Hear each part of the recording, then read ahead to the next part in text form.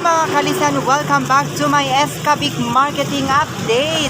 Ayan, mayroon tayong kasamang kalisteners ni Ate Nenet. O diba? Ang ganda-ganda kasi nag-avail na po siya ng eyeglasses. Ayan. By the way mga kalisan, happy Valentine's Day sa inyong lahat.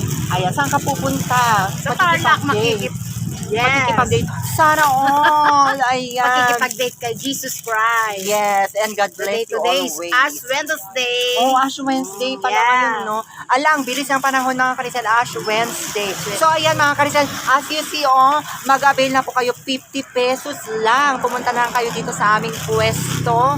At hanapin nyo po ang Escabic Marketing at makikita nyo ang nag-iisang Kibrang Tibalang Gyuta.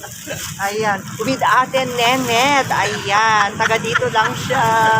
O, diba mga kalisen? Salamat Ate Nenet sa pag-avail mo ng aming product. Ayan mga kalisen. Ayan, maraming salamat din dahil unti-unti na tayo nakikilala ng ating mga mahal na kalisteners dyan. Ito.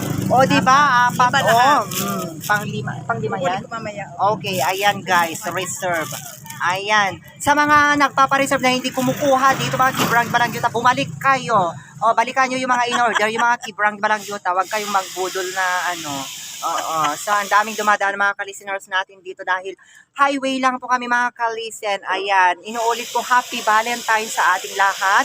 Enjoy the rest of your day mga kalisen. And congratulations sa ating Mr. Ginoo 2024. None other than Santa Barbara mga kalisen. And congratulations sa inyong lahat. You deserve the win. You deserve to win the crown. Ayan.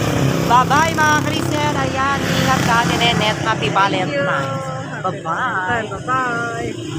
Ganon ang mga Kibrang Balangyuta. Bye-bye.